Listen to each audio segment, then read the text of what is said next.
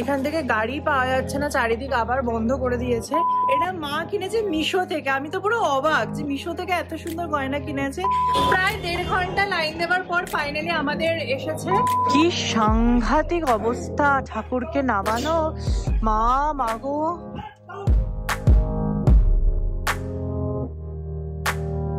High guys, welcome and welcome back to my channel Spandan. তোমাদের সকলকে স্বাগত জানাচ্ছি আমার পুজো সিরিজের নবমী স্পেশাল ব্লগে। আজকে আর কোনো ঠাকুর দেখা খুব একটা হচ্ছে না আমাদের, বিকজ এখানে বৃষ্টি শুরু হয়েছে। বাট তাও প্ল্যান আছে রাতের দিকে একটু ঠাকুর দেখতে যাওয়ার। বাট এখন আমরা পুরো দাশগুপ্ত পরিবারের সবাই মিলে যাচ্ছি সিনেমা দেখতে, সিটি সেন্টার 2-তে রক্তবীজ 2 দেখতে। সবকিছু 2 চলছে, সিটি সেন্টার 2, রক্তবীজ 2 দেখতে। তো চলো আজকে দিনটার ব্লগ থেকে শুরু করে, আশা করি তোমাদের খুব ভালো লাগবে আমাদের এই পুজো সিরিজের ব্লগ। আমরা এই জাস্ট বেরোলাম, এখান থেকে গাড়ি পাওয়া যাচ্ছে না, চারিদিক আবার বন্ধ করে দিয়েছে। তাই এখন জাস্ট হেঁটে যাচ্ছে, যতটা যাওয়া যায়, তারপর ওখান থেকে দেখা যায় কি পাওয়া যায়, দেন সেটা করে যাওয়া হবে সিটি সেন্টার 2। কোনো গাড়ি ঘোড়া না পেয়ে লাস্টে একটা টোটো পেয়েছিলাম, তো সেই টোটোটা করেই যাওয়া হচ্ছে সিটি সেন্টার 2-তে। অনেক ভেতর দিয়ে ঘুরে ঘুরে ফাইনালি আমরা on the way to city centre 2। আর রাস্তায় দেখো বিভৎস ভিড়, অবভিয়াসলি নবমী বলে কথা। বাট ফাইনালি পৌঁছে গেলাম সিটি সেন্টার 2-তে, আর এখন যাচ্ছি আমাদের সিনেমা হলের উদ্দেশ্যে। বড় বাবু নাই, বড় বাবু নেই, বড় বিবি আছে। চলবে। রক্তবীজ 2 দেখা জাস্ট শেষ হলো, ওকেশ লেগেছে, বিশাল আহামরি কিছু না। বাট কি বলছো? হ্যাঁ, ও আচ্ছা, এরাও আসছে। আচ্ছা আচ্ছা, বুঝতে পারিনি। সবারই মোটামুটি ভালোই লেগেছে। এবার আমরা যাচ্ছি একটু ডিনার করতে, দেন যাবো ঠাকুর দেখতে। কি বলছো? এত বছরের পুজোয় নবমীর দিন প্রথম সিনেমা দেখা, মানে বৃষ্টির জন্য একটু ওরা পিছিয়ে পড়েছি, বাট খেয়ে দিয়ে ঠাকুর দেখা আজকে হবেই হবে। চলো। সো আমাদের এখন প্ল্যান হয়েছে, আমরা এখন যাবো আমিনিয়াতে। আমিনিয়া তো না, আর্সেলান না, আমিনিয়া। হ্যাঁ চিনারপাড় আগেই পড়ি। চিকেন রেজালা এন্ড পরোটা খেতে। रुको जरा सबर करो, बोला धक्का मुक्की नहीं करने का। উঠে গেছি টোটোতে, আর যাচ্ছে এবার জম্পেস খেতে। আজকে বাবা ট্রিট দিচ্ছে নবমীর দিন, এই ব্যাপার। চলো।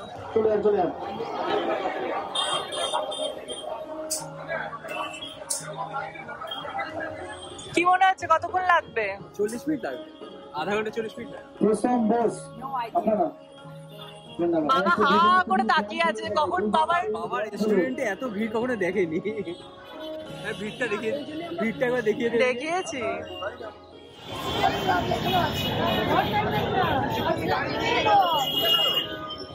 প্রায় 1.5 ঘন্টা লাইন দেওয়ার পর ফাইনালি আমাদের এসেছে। চল, 1.5 ঘন্টা হয়ে গেছে। খুব খিদে পেয়েছে। নিচে একটা লাইন, উপরে আবার আর একটা লাইন।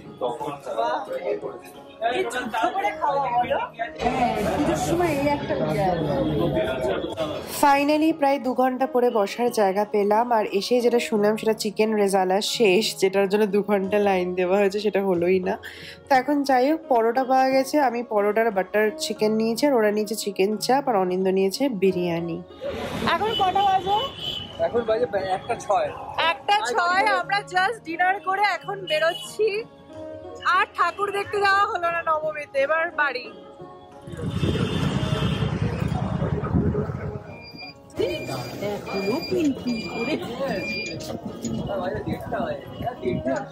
এখন বাজে 1:45। আমরা জাস্ট ঢুকলাম। আজকাল কোথাও ঠাকুর দেখাই হয়নি, কারণ এত বৃষ্টি হচ্ছে এদিকে চারিদিকে। আর আমরা সবাই এই যে একটা ক্লাব করেছে আমাদের বাড়ির এখানে, আমরা যেতে পারিনি, এত ভিড়। বাট এখনো লোকে পিল করে নবমীর রাতে যাচ্ছে। এখনো জিজ্ঞেস করছে আমরা সবাই ক্লাবটা কোন দিকে। সো যাই হোক, এখন আমি জাস্ট মেকআপ টেকআপ রিমুভ করে শোবো। কালকে অফিসিয়ালি দশমী, এবার বৃহস্পতিবার বলে বিসর্জন কোথাও হবে না। কালকে সারাদিনের প্ল্যান হচ্ছে আমরা এবার সোদপুরে, মানে আমার মা বাবার কাছে যাব। তো কালকের দিনটা খুব এক্সাইটিং হতে চলেছে। তোমরা দেখতে থাকো ব্লগটা, আশা করবো খুব ভালো লাগবে।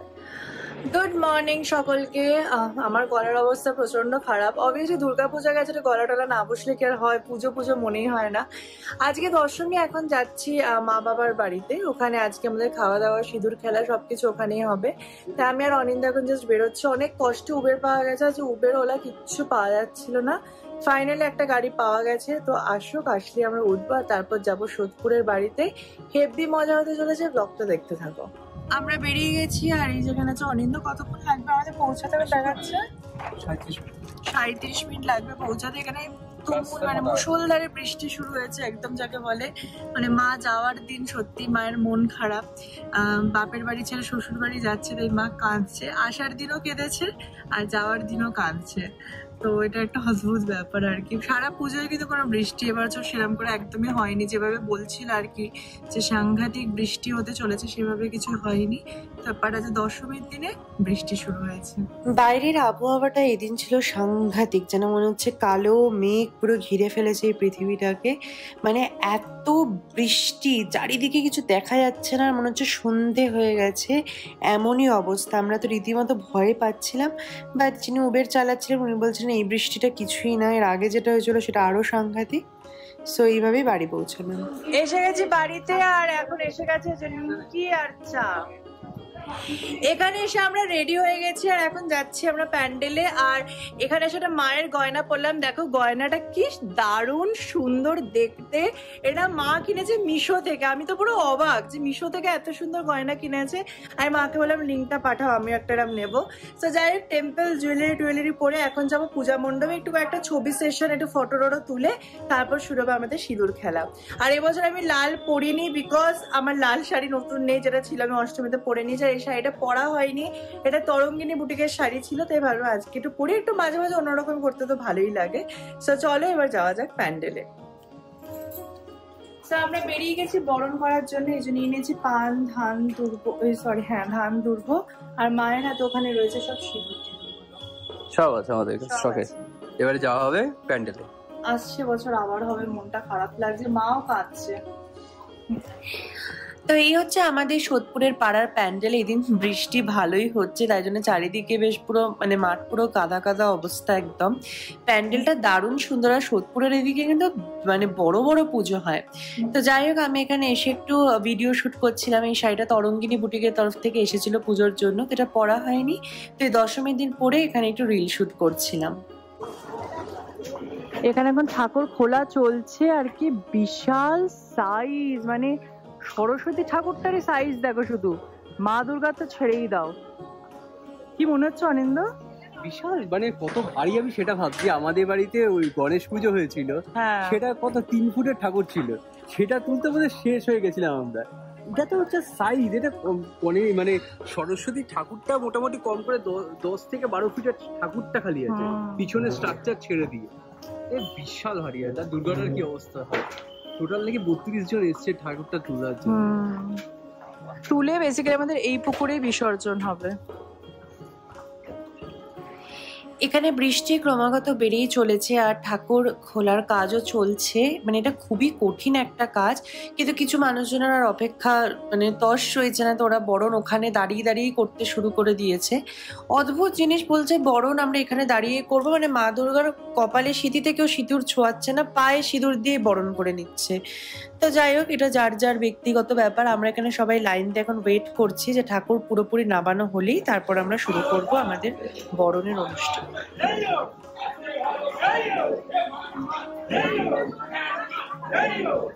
কি অস্বাভাবিক কষ্ট এটা। মা নেমে পড়ো, শুধু মাকে ডাকছি ভালো করে নেমে পড়ো। টোটাল 30 জন এসেছে মা দুর্গাকে নামাতে।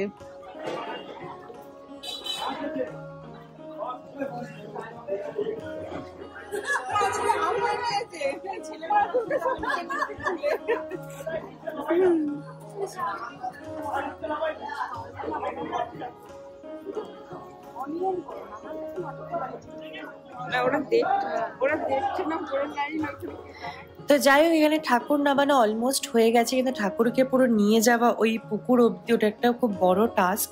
তো এখানে সবাই মিলে নামাচ্ছে আর আমরা অপেক্ষা করছি, তারপর শুরু করব বরণ। কি সাংঘাতিক অবস্থা ঠাকুরকে নামানো। মা মাগো মা।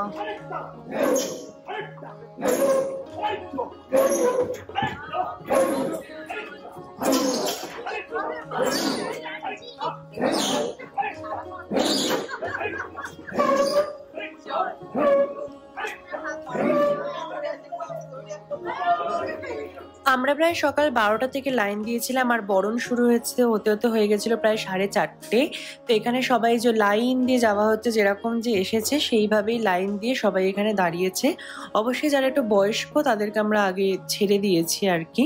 বাট এখানে সবকিছু খুব সিস্টেম্যাটিক ওয়েতে করা হয়েছে। আর অনিন্দ এখানে দেখাচ্ছে এখানে ত্রিপল টাঙানো হয়েছে, তার তলায় মা দুর্গাকে রাখা হবে যাতে বৃষ্টির জল এসে মা দুর্গার গায়ে না পড়ে। আর এখানে আমরা সবাই মেয়ে বউরা লাইন দিয়ে দাঁড়াচ্ছি বরণ করার জন্য। তো এখানে ঠাকুর বের করানোর জন্য পুরো বাঁশ খুলে তারপর দেবী দুর্গাকে বের করা হয়েছে, কারণ সাইজটা ঠাকুরের অনেকটা বড় ছিল। আমি প্রথমে এরকম দেখলাম যে এত কষ্ট করে এরকম ঠাকুর বের করা হয়। তো যাই হোক, ঠাকুর বেরিয়ে যাওয়ার পর এবারের পালা আমাদের বরণের। এখানে খুব সুন্দর ওরা ব্যবস্থা করেছে, সমস্ত সিঁড়ি টিড়ি দিয়ে পুরো একদম সেট আপ রেডি করে দিয়েছে। ধীরে ধীরে গণেশ, কার্তিক, লক্ষ্মী, সরস্বতী সবাই চলে এলো। আর এবার আর ওয়েট করতে পারছি না, কারণ আমরা সবাই উপোস ছিলাম। এবার ঠাকুরকে বরণ করার পালা। এই যে এখানে আমরা সবাই লম্বা করে লাইন দিয়েছি, সব মেয়ে বউরা মিলে। এখানে অনেকজনের সাথে নতুন নতুন আলাপ হলো, যেটা আমার খুব ভালো লেগেছে। আর এইবার উঠছি সবাই লাইন দিয়ে মাকে বরণ করতে। প্রথমেই যাচ্ছে মা, মায়ের পর আমি যাবো। আমি একটু ওয়েট করছিলাম, এখানে না ওরা একটা লাইট দেবে সেটার জন্য আর কি। তো মা উঠছে আর আমি নিচে দাঁড়িয়ে দাঁড়িয়ে দেখছিলাম যে মা কিভাবে বরণ করছে, কারণ ওইগুলোকে কপি করে নিতে হবে। তো এটা আমার মোটামুটি বিয়ের পর এটা হচ্ছে আমার 4 নম্বর বছর দেবীকে বরণ করার। একটা আলাদাই অনুভূতি, মানে মনটা একটা দিকে খুবই দুঃখের মধ্যে আছে যে মা চলে যাচ্ছে। এতদিন একটা দুর্গাপুজোর আনন্দ ছিল, বাট এবারে সেই আবার ব্যাক টু নর্মাল লাইফ। আজকে বিজয়া দশমী, কিন্তু সবকিছু শুরুরই একটা শেষ থাকে এবং মাকেও যেতে হবে তার শ্বশুর বাড়িতে শিবের কাছে। তো সেই আনন্দেই মাকে হাসি মুখে বিদায় জানানোর পালা। তো এখানে মা বরণটা করে নিলেই তারপর শুরু করব আমার বরণ।